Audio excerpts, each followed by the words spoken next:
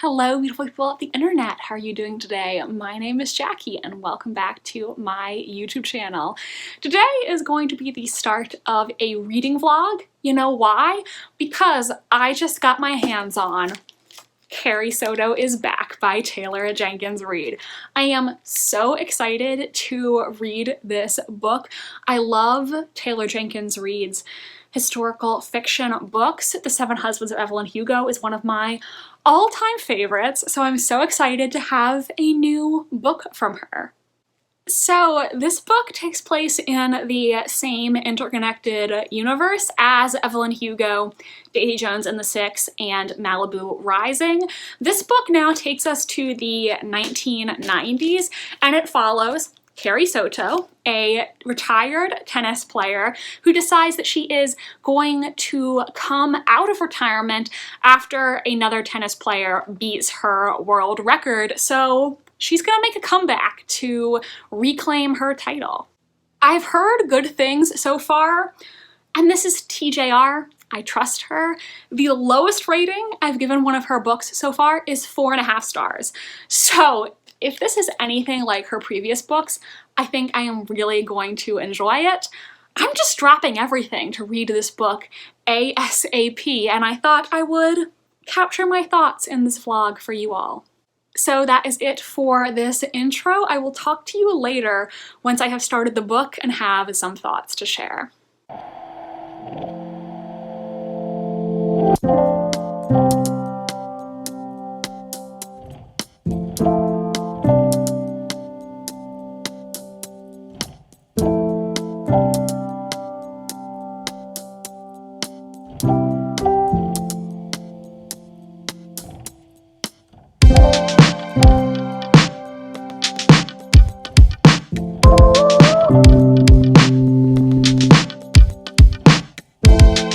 Okay, so while sitting here in the pool, I have read a little over 60 pages of Carrie Soto is Back, and we're basically just starting from the beginning of Carrie's life, her entire tennis career.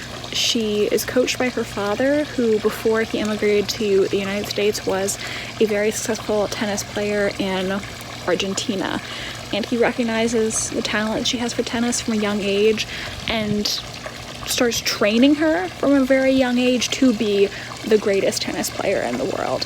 And though Carrie is very good at tennis, exceptional, reading this book I do feel like kind of sorry for her because she never had an actual childhood. Her life was just learning to be great at tennis, and that was really all she did. She didn't have friends, you know, she didn't get to go shopping or go out to have ice cream. It was just practicing tennis pretty much all of the time.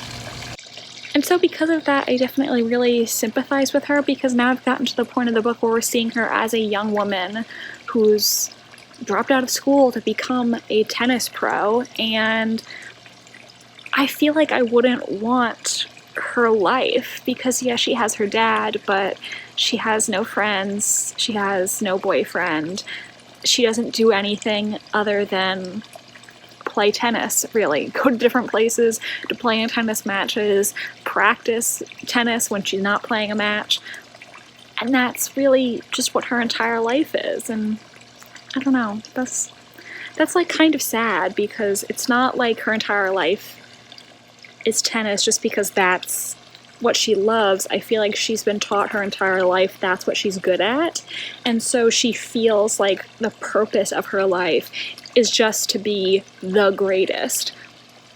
But you know, is that really what she wants or what she would have chosen for herself had this not been reinforced for such a really young age? And this young adult version of Carrie that we meet in the book, literally winning is the only thing she cares about. I would say she does care about her dad, but like, you know, she doesn't, like I said, have really any personal relationships, and she's so just focused on being the best. So that's what her life is all about.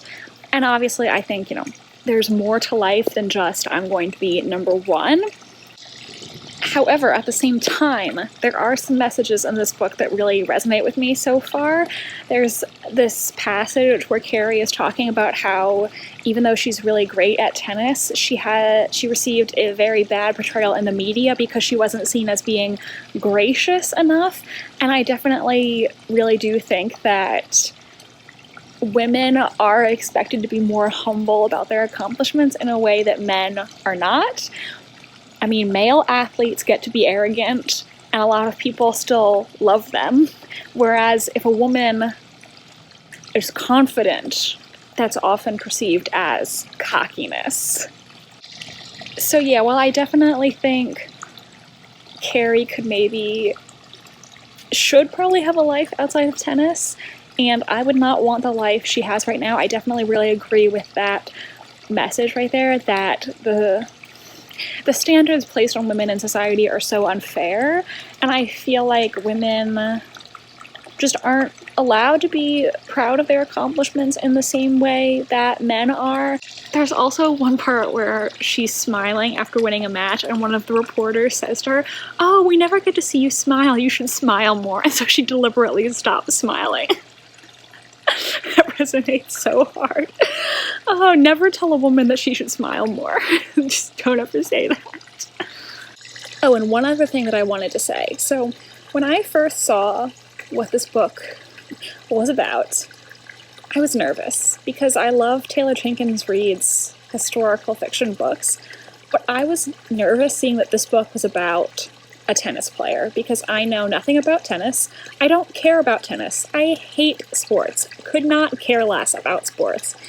But so far, I've found the book engaging. I'm not having problems with it so far. I mean, at one point they were trying to explain how points work in tennis, and I'm still not sure I understand, to be honest. But even though this is a book that's about a subject that I would not normally be interested in, I'm not struggling with it so far. I've seen a lot of people say that in their reviews, basically saying, I didn't think I would like a book about tennis, but it was still really interesting. And so far, I agree with that sentiment. Oh, yes, you are a cute baby. You are so cute when you roll in the sun. Oh my goodness. The cutest. Oh.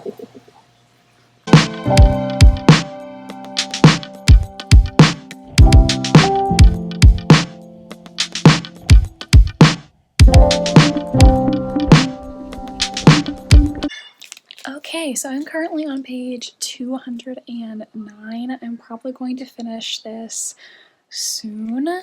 Today, there was so much rain due to Hurricane Ian. Now, I live in North Florida, so I'm not having the same issues that people in South Florida are having. Thankfully, I think technically it wasn't even a hurricane anymore by the time it reached me. However, it has been raining all day and the winds are still very strong, so I was terrified about losing power while I was working today. It did go out a few times, once for about 15 minutes, but then it came back, and I think the worst of the storm has passed now. This is the first hurricane I have personally experienced since I lived in Florida, but looks like things are going to get a little better from here. I was so worried about losing power. Having no internet, that's bad when you work from home and you need to do your job. And it also would have made filming the vlog difficult, to say the least. But yeah, I've read over 200 pages of this, and right now I'm leaning towards a 4-star rating. I'm enjoying the book. However, I just am not enjoying it as much as I liked Taylor Jenkins Reid's. I just said her name weird. Taylor Jenkins Reid's. I feel like trying to say her name in possessive form just sounds weird because Jenkins has an S. And if you say Reads, Jenkins Reads, it sounds weird. I do not think I am liking it as much as I liked TJR's previous books. It's still good, but I said earlier that considering this is a book about tennis, I was surprised I wasn't bored. and it was engaging. I do think though after 200 pages, I've reached a point where I'm like, okay, I wish there was a little more to this plot. I feel like the plot of this book is relatively straightforward, and I just wish there was maybe a little more to it that wasn't about tennis, because as someone who doesn't care about tennis, I feel like reading about all of these matches is starting to get a little old, and I just wish there was a little more here. Also, the character who I'm pretty sure is going to be the love interest in the end, I think they're going to get together in the end, I wish that character had been introduced earlier in the book so that I could have had a little bit more personal investment in him and their potential relationship. I'm still leaning towards a 4, so I'm not saying this book is bad. I just think at this point in time, it's my least favorite book I've read by this author.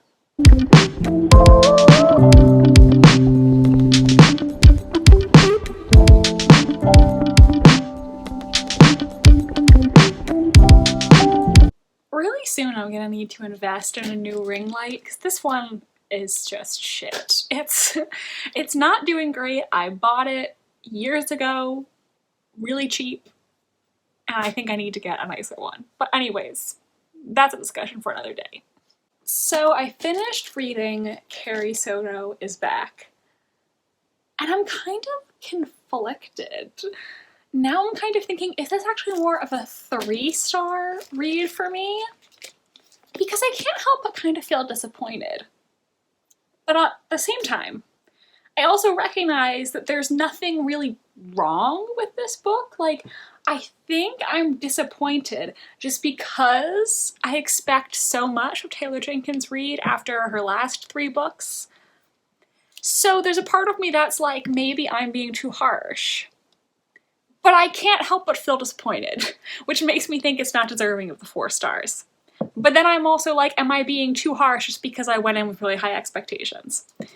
And the answer is, I don't know. I don't know what I'm gonna rate this book. I'm still struggling to make up my mind. I don't think there was anything wrong with this book necessarily. I do think by the end I was a little... Yes? I think by the end I was kind of sick of reading about tennis. But to be fair, had Taylor Jenkins Reid not written this book, I never would have read a book about tennis anyway. Because I just don't care. I just don't care about sports of any kind.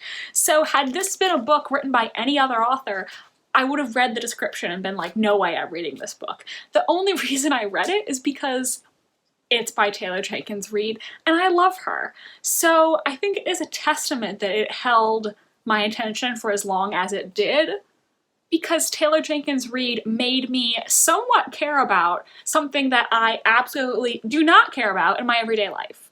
And I definitely loved the message of this book, and I also think the ending was good. I think the ending could have gone very cliche, and that's not what happened. However, for whatever reason, I just didn't have the same level of emotional investment that I had with her previous books. When I read Evelyn Hugo and Malibu Rising, I cried.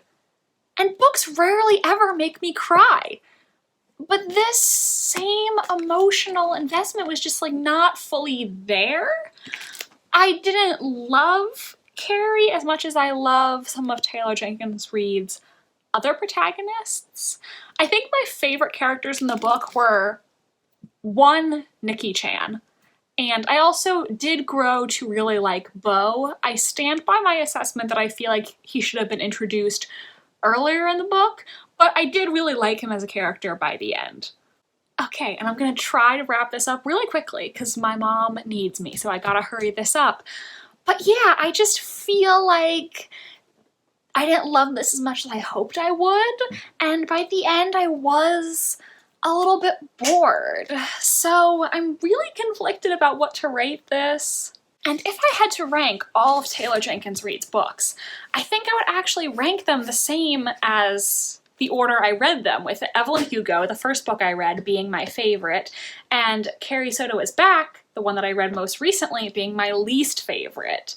So nothing has topped Evelyn Hugo so far, but I did still really love these two. This was a 5-star, 4.5 star, and this one just, it wasn't bad, but it's a distant 4th right now.